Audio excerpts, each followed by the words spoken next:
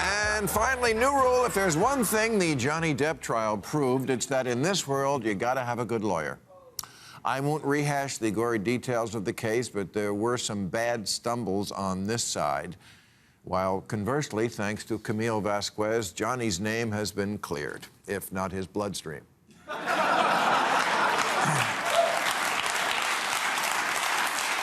Point being, you need a good representative in court, which made me think, where else does that term representative come up? Oh yeah, Congress. You see, in the American political system, the people are represented by two separate yet equally stupid groups. The Republicans, who normalize constitutional crimes, and the Democrats, who pit identity groups against each other. These are their stories.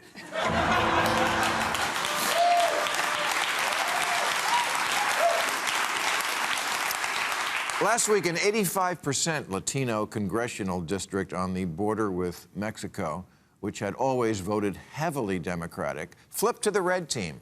And the campaign manager for the losing Democrat said, "We gave up a reliably Democratic congressional seat for no reason at all. We deserve to know why." Well, aside from your terrible attitude, I'm going to tell you why.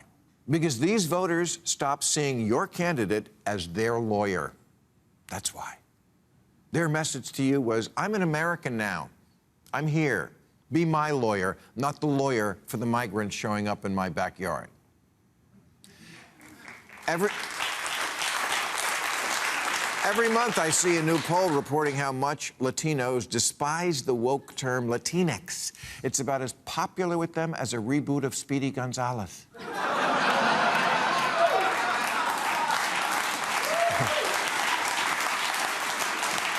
Even the country's oldest Latino civil rights group came out against it, yet AOC keeps defending it, saying gender is fluid, language is fluid. Yes, and Latino voters are fluid.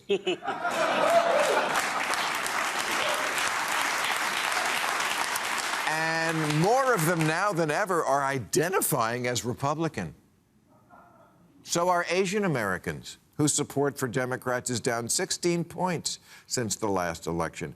A lot of that is because, in the name of achieving equity in schools, Democrats in deep blue cities have made it a mission to eliminate the advanced programs at which Asian kids excel.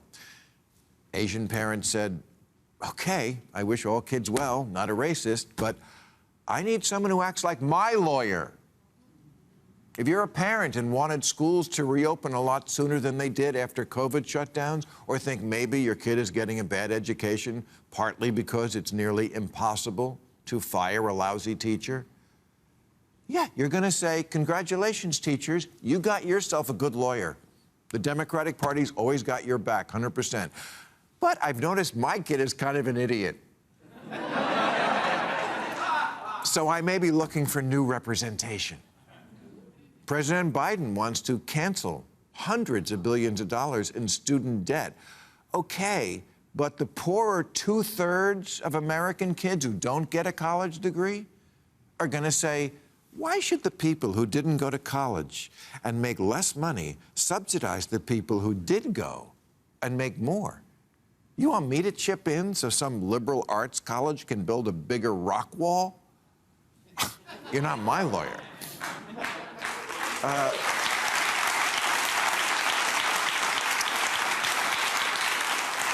A universal basic income probably sounds pretty good to a lot of people struggling without a college degree. And a number of cities have been running pilot programs in guaranteed income. But the West Hollywood program had to be suspended because it was unconstitutional.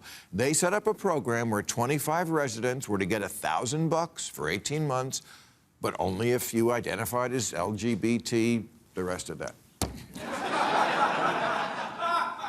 Why?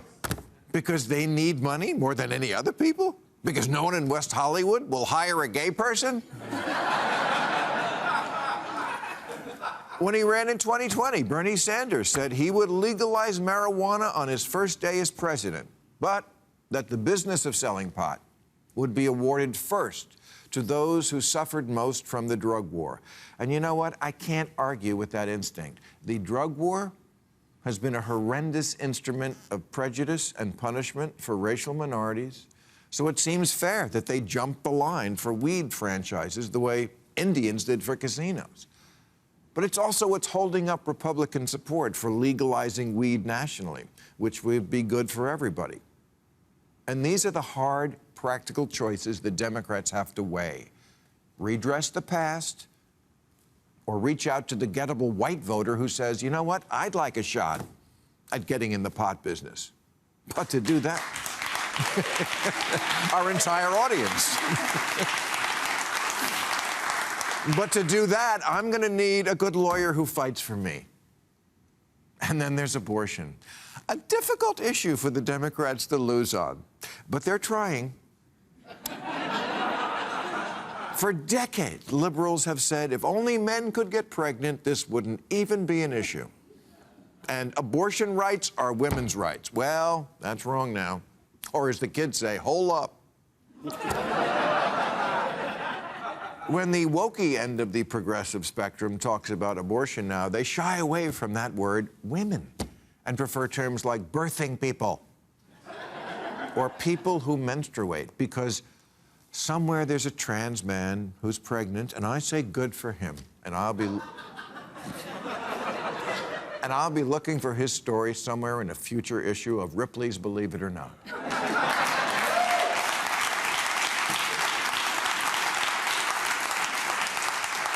Oh, Democrats, let's take the first fucking word a human animal understands, mama, and replace it with something best understood by 4 Trotskyites at Berkeley. As with all these issues, the wavering voter is saying to her lawyer, the Democratic Party, hey, so happy for you that you have so many other clients and that you care so much about their problems and all the pro bono work you do. But you're supposed to be my lawyer. The Democrats need to be like the lawyers you see on billboards. You hurt, we fight.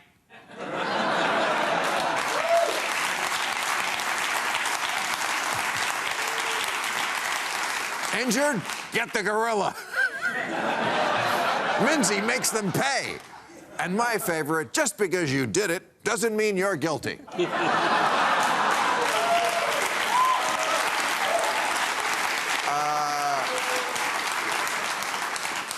It doesn't? I think it does. But that's the thing about a lawyer. Their clients don't care if they shade the truth. They care about winning.